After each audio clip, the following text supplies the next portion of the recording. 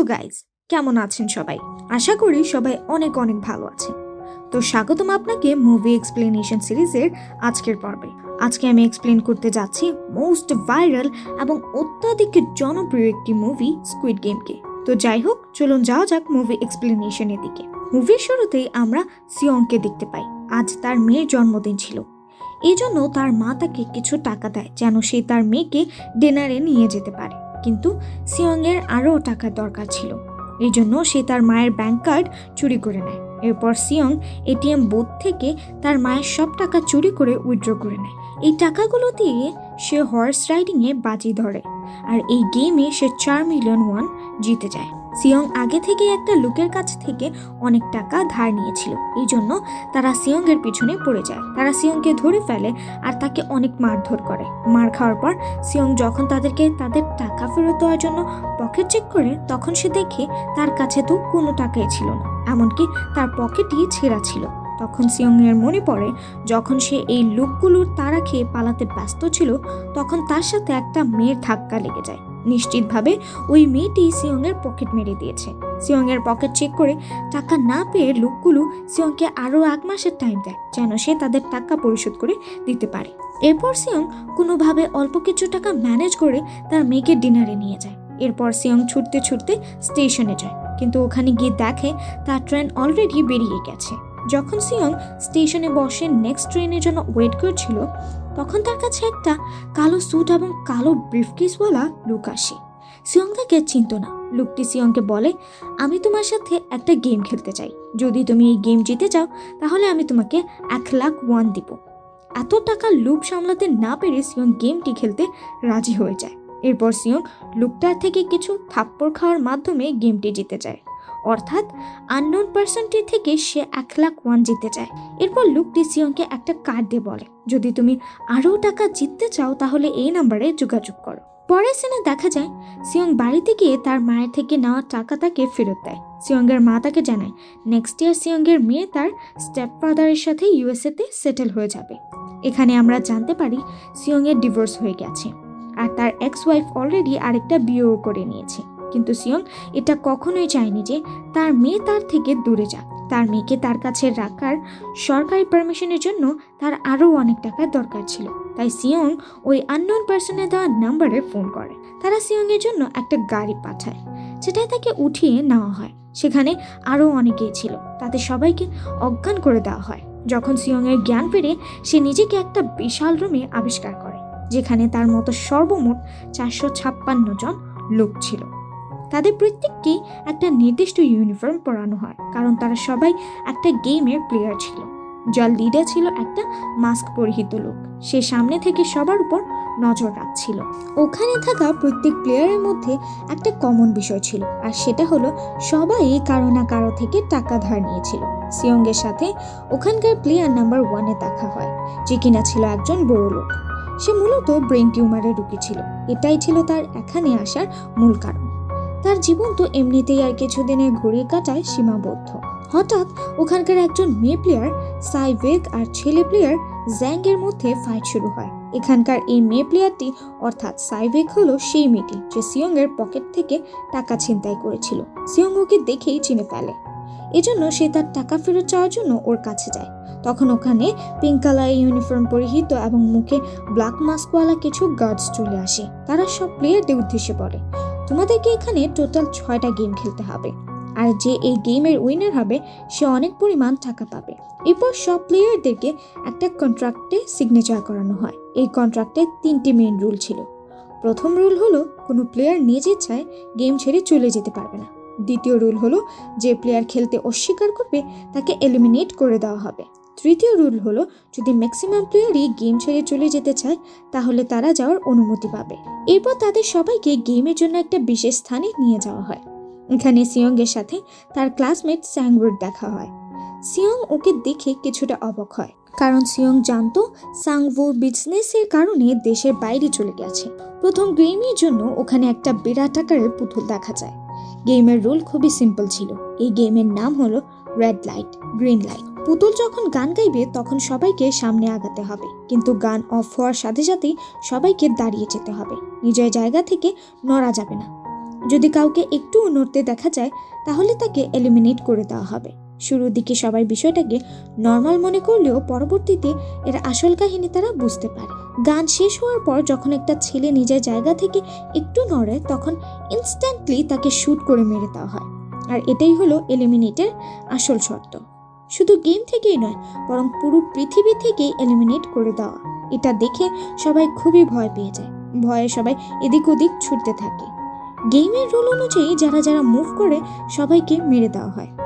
তবে যারা শেষ অবধি সার্ভাইভ করতে পেরেছিল তারা কোনো না কোনোভাবে গেম কমপ্লিট করে দেয়। আর যারা মারা যায় তাদের ডেড বডিগুলোকে ওখান থেকে সরিয়ে নিয়ে যাওয়া হয়। 456 জন প্লেয়ারের মধ্যে এখন অবশিষ্ট আছে মাত্র 255 জন। এতজনের মৃত্যু একসাথে দেখে বাকি প্লেয়াররা পরের গেমগুলো খেলতে ভয় পাচ্ছিল। অনেকেই ওখানে কান্নাকাটি শুরু করে দেয়। তবে রুল নাম্বার 3 অনুযায়ী ম্যাক্সিমাম প্লেয়ার যদি চায় তাহলে তারা ওই গেম স্কিপ করতে পারে। এই জন্য তাদের লিডার তাদেরকে দিয়ে একটা ভোটিং করাতে চায়, কিন্তু তার আগে তাদের সবাইকে প্রাইজ মানি দেখানো হয় যেটা উইনার পাবে। কিন্তু কোনো প্লেয়ার যদি ভুল ক্রমেও গেম ছেড়ে চলে যায় তাহলে এই প্রাইজ মানি মৃত প্লেয়ারদের ফ্যামিলির মধ্যে ভাগ করে দেওয়া হবে। প্রাইজ মানি ছিল টোটাল 45 বিলিয়ন ওয়ান। এরপর ভোটিং করানো হয়, যার রেজাল্ট আসে ম্যাক্সিমাম প্লেয়ারই গেমটি খেলতে অনিচ্ছুক। এই জন্য গেমটা এখানেই স্টপ করে দেওয়া হয়। তবে যদি তারা চায় তাহলে ফিউচারে আবার এই গেম তারা রিজয়েন করতে পারবে। এরপর গেম কর্তৃপক্ষ সবাইকে তাদের বাড়িতে ছেড়ে দিয়ে আসে। পরদিন সিয়ং পুলিশ স্টেশনে গিয়ে সব কথা খুলে বলে, কিন্তু তারা সিয়ংয়ের কোনো কথাই বিশ্বাস করে না, বরং সিয়ংকে পাগল ভাবতে শুরু করে। এরপর সিয়ং পুলিশকে ওই কার্ডটা দেখালে জানা যায় ওখানে থাকা নাম্বারটা একটা ভুল নাম্বার, যেটা আসলে খুব রহস্যজনক। পরের সিনে সিয়ং যখন তার বাড়িতে যায় তখন সেখানে তার মা ছিল না। অন্যদিকে সাংভই তার মাকে লুকিয়ে দেখছিল। তখন সেখানে সিয়ং চলে আসে। সাংভই সিয়ংকে আপসেট হয়ে বলে, আমি মোট 6 বিলিয়ন ওয়ানের দেওয়া না। ক্লায়েন্টের থেকে টাকা নিয়ে আমি স্টক মার্কেটে ইনভেস্ট করেছিলাম, কিন্তু আনলাকিলি পুরো ইনভেস্টমেন্টটাই লস্ট হয়ে গেছে। হঠাৎ সিয়ংয়ের কাছে হসপিটাল থেকে ফোন আসে। সিয়ং জানতে পারে তার মায়ের পা বড় আকারে ইনজিওর। দীর্ঘদিন ডায়াবেটিসের সঠিক ট্রিটমেন্ট না নেওয়ায় আঘাতের পরিমাণ আরও বেড়ে গেছে। ডক্টর বলে তোমার মায়ের ট্রিটমেন্ট সম্ভব, কিন্তু তার জন্য ওনার পা কাটতে হবে, আর এর জন্য অনেক টাকা লাগবে। কিন্তু সিয়ংয়ের কাছে এত টাকা ছিল না, আর এত কম সময়ের মধ্যে ম্যানেজ করাও তার পক্ষে সম্ভব ছিল না। নিরুপায় হয়ে সিয়ং টাকা চাইতে তার এক্স ওয়াইফের কাছে যায়, কিন্তু সে তাকে টাকা দিতে সরাসরি না করে দেয়। কিন্তু যখন সে তার নতুন হাজব্যান্ডকে সিয়ংয়ের কথা বলে তখন সে নিজে আসে সিয়ংকে টাকা দিতে। সিয়ংয়ের হাতে টাকার এনভেলপ দিয়ে বলে, আমার ফ্যামিলি থেকে দূরে থাকো। কিন্তু সিয়ং ওকে মারতে শুরু করে, আর তখন ওখানে সিয়ংয়ের মেয়েও চলে আসে। এরপর সিয়ংয়ের এক ফ্রেন্ড তার বসের কাছে টাকা চাইতে চায়। বস টাকা না দিতে চাইলে তাদের দুজনের মধ্যে ফাইট শুরু হয়ে যায়। ফাইটের এক পর্যায়ে বসের হাত মেশিনের মধ্যে চলে যায়। এই সুযোগে শক ব্যবহার করে সিয়ংয়ের ফ্রেন্ড টাকা নিয়ে ওখান থেকে পালিয়ে যায়। সিয়ংয়ের ফ্রেন্ড বাড়িতে এসে তার ওয়াইফকে কিছু টাকা দিয়ে বলে, প্রথম ফ্লাইট ধরে শহর থেকে পালাও।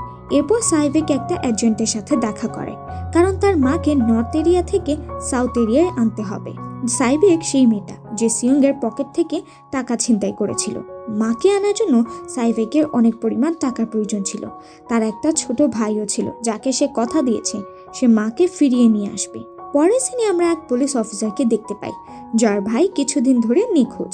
এই জন্য সে তার ভাইয়ের বাড়িতে যায়। সেখানে গিয়ে সে জানতে পারে তার ভাই লাস্ট কয়েকদিন ধরে বাড়িতেই ফেরেনি। ঘর তল্লাশি করার সময় সে ওখানে একটা কার্ড পায়। অফিসার সিয়ংয়ের কাছেও ঠিক সেম কার্ড পুলিশ স্টেশনে দেখেছিল। এই জন্য সে সোজা সিয়ংয়ের কাছে যায় এই বিষয়ে জিজ্ঞাসাবাদ করতে, কিন্তু সিয়ং তাকে কিছুই বলে না। এরপর সিয়ং যখন বাড়িতে যায় তখন সে আবার ওই কার্ডটা পেয়ে যায়। কার্ডটা দেখে সিয়ং ডিসাইড করে সে গেমে রিজয়েন করবে। এই জন্য সব প্লেয়ারদেরকে একটা শিপের কাছে নিয়ে যাওয়া হয়। ওই পুলিশ অফিসারও গাড়ি পিছু করতে করতে শিপের কাছে চলে আসে।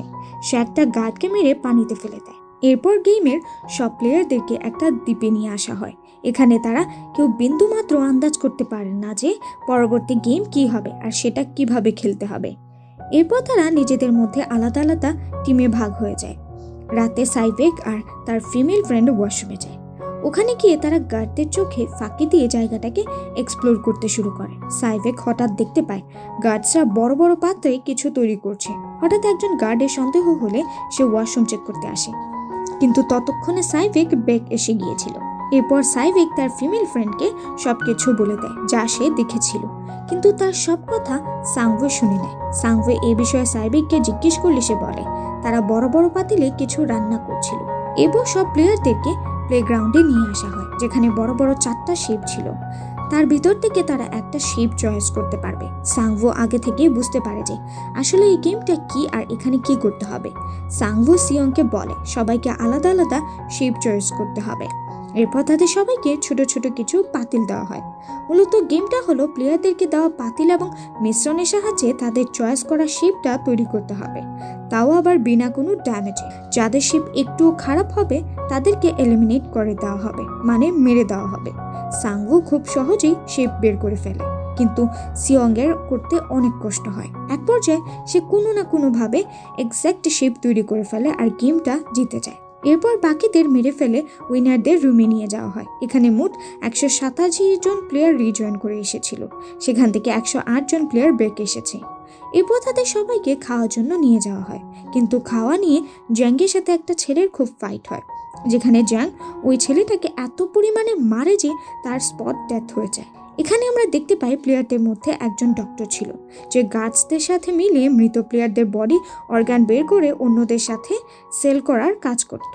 তারা কয়েকজন মিলে লিডারের চোখে ফাঁকি দিয়ে এগুলো করছিল। এই জন্যই তারা কন্ট্রোল রুমেও নিজেদের একটা গার্ড বসিয়েছিল যে তাদের ভিডিও ফুটেজ ডিলিট করে দিত, আর গার্ডস ডক্টরদেরকে গেমের ব্যাপারে আগে থেকেই বলে দিত যেন সে সার্ভাইভ করতে পারে। এখানকার একজন গার্ড ওই প্লেয়ার ডক্টরকে বলে আজ আমরা ইচ্ছা করেই খাবার কম দিয়েছি যেন তারা নিজেদের মধ্যে লড়াই শুরু করে, এতে দুর্বল প্লেয়াররা আগেই আউট হয়ে যাবে।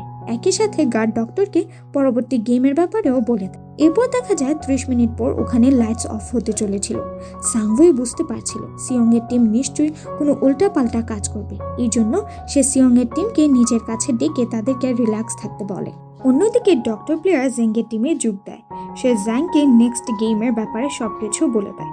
এরপর লাইটস অফ হয়ে যায়। তখন জ্যাং আর তার টিম মেম্বাররা মিলে বাকি প্লেয়ারদেরকে মারতে শুরু করে।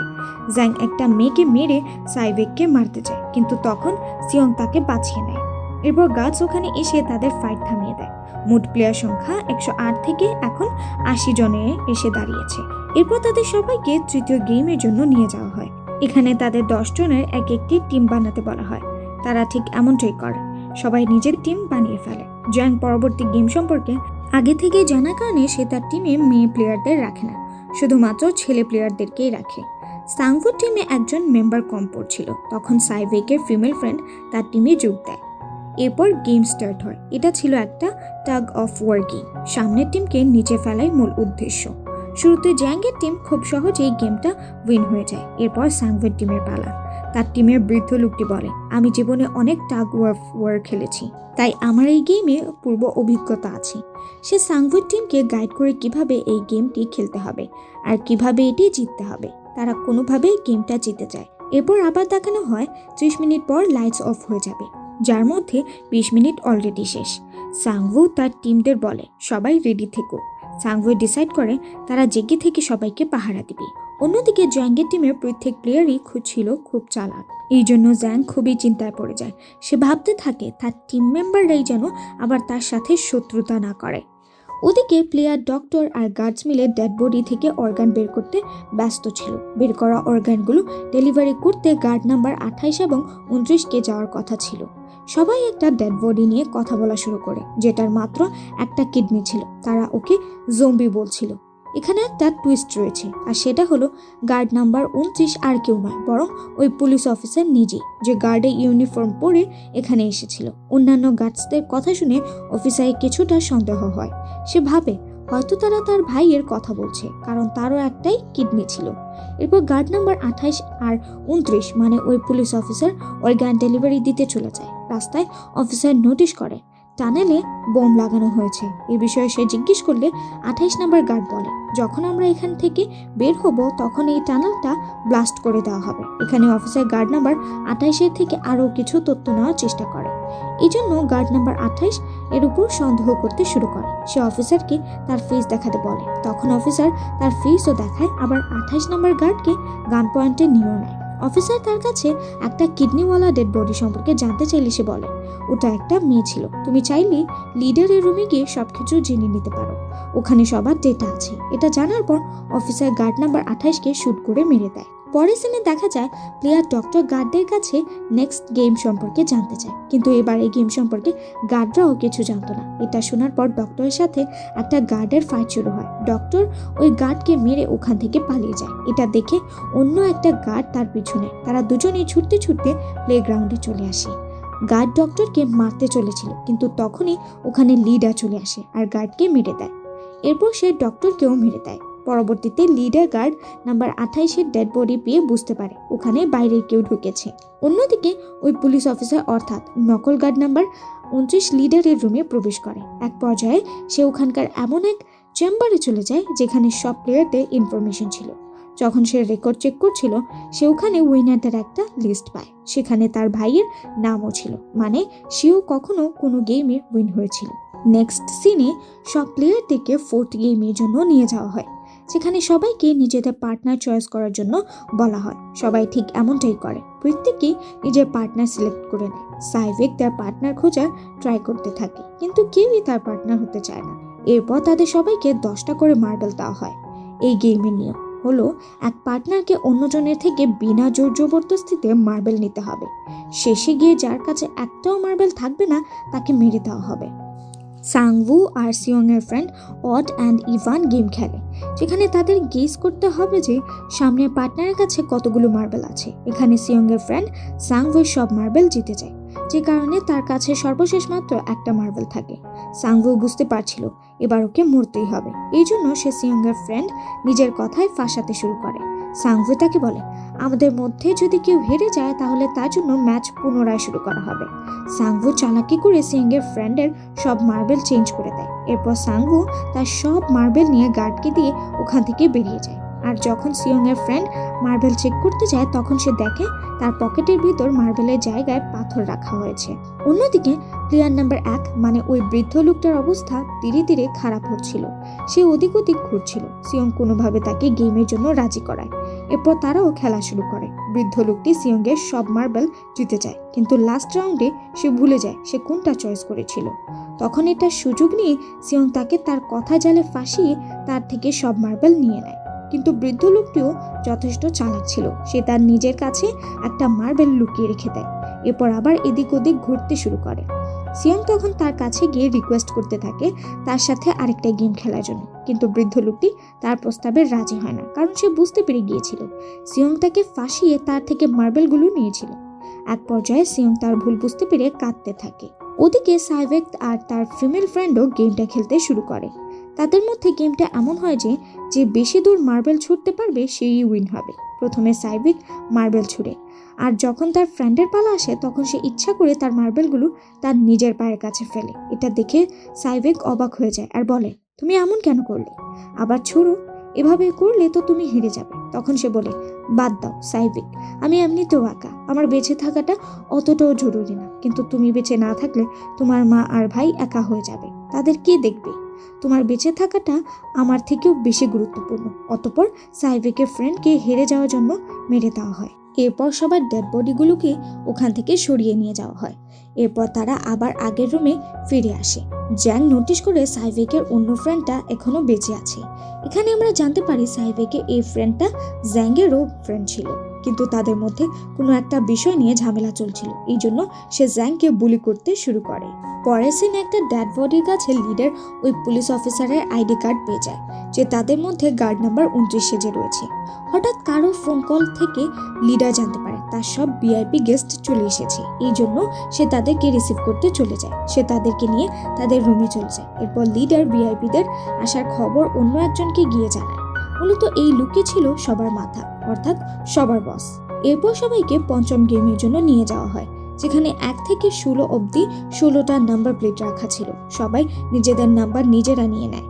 সবশেষে 2টা নাম্বার অবশিষ্ট থাকে, নাম্বার 1 আর 16। সিয়ং কনফিউজড হয়ে যায় যে সে কোন নাম্বার সিলেক্ট করবে।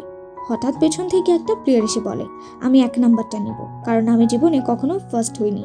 তাকে 1 নাম্বার দিয়ে সিয়ং নেয় 16 নাম্বার প্লেটটা। এরপর তাদের সবাইকে নিয়ে যাওয়া হয় গেমিং রুমে। এই গেমের নিয়ম হলো নির্ধারিত সময়ের মধ্যে ব্রিজের এপার থেকে ওপারে যেতে হবে। কিন্তু এখন কথা হলো এই ব্রিজের মাঝে লাগানো আছে দুই ধরনের গ্লাস। একটা হলো সাধারণ গ্লাস আর আরেকটা হলো টেম্পার্ড গ্লাস। নর্মাল গ্লাসের উপর পা রাখতেই সেটা ভেঙে যাবে আর তারা নিচে পড়ে যাবে। নিয়ম বুঝিয়ে দেওয়ার পর গেম স্টার্ট হয়ে যায় আর একে একে সবাই নিচে পড়ে এলিমিনেট অর্থাৎ মারা যেতে শুরু করে। এক পর্যায়ে এমন এক সময় আসে যখন জ্যাং সবার সামনে চলে আসে আর সে সামনে না এগিয়ে ওখানেই দাঁড়িয়ে যায়। তখন জ্যাংয়ের সামনে সাইভেকের ফ্রেন্ড চলে আসে যার সাথে তার ঝামেলা চলছিল। সে এসেই জ্যাংকে বুলি করতে থাকে। সে জ্যাংকে বলে, আমি তোমাকে বলেছিলাম যেদিন তুমি আমাকে ধোঁকা দিবে আমি তোমাকে মেরে ফেলবো, আর এখন হলো সেই সময়। এই বলেই সে জ্যাংকে শক্ত করে জড়িয়ে ধরে নিচে লাফ দেয়। এতে তারা দুজনেই মারা যায়। ওখানে প্লেয়ারদের মধ্যে একজন প্লেয়ার ছিল যে গ্লাস কোম্পানিতে কাজ করত। সে খুব ভালো মতোই জানতো কোনটা নর্মাল গ্লাস আর কোনটা টেম্পার্ড গ্লাস। কিন্তু লিডার যখন এটা জানতে পারে তখন সে ইচ্ছা করে লাইটস অফ করিয়ে দেয় যেন প্লেয়ারটা গ্লাস চিনতে না পারে। লাস্ট মোমেন্টে আর মাত্র কয়েক সেকেন্ড বেঁচে থাকে। তখন সাংভে ওই লোকটাকে ধাক্কা মেরে দেয়।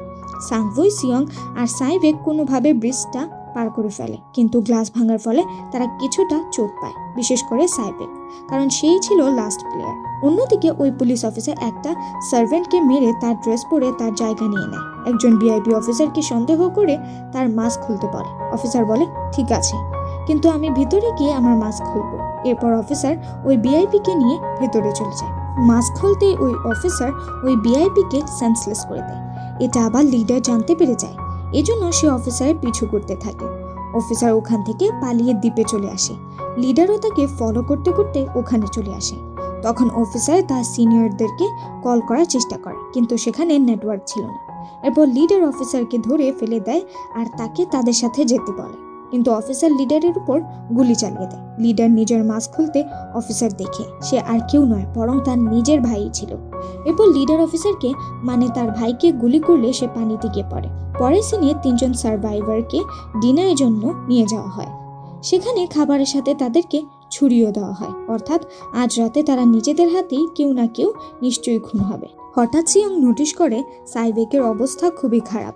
তখন সিয়ং বলে, চিন্তা করো না, আমি তোমার সাথে আছি। আমরা দুজন মিলে সাংভুকে হারিয়ে দেব। এরপর আমরা এখান থেকে বেরিয়ে উইনিং প্রাইজকে একে অপরে ভাগ করে নেব। সাইভেক বলে, আমার একটা ছোট ভাই আছে, আমি ওকে অরফানেজে রেখে এসেছি।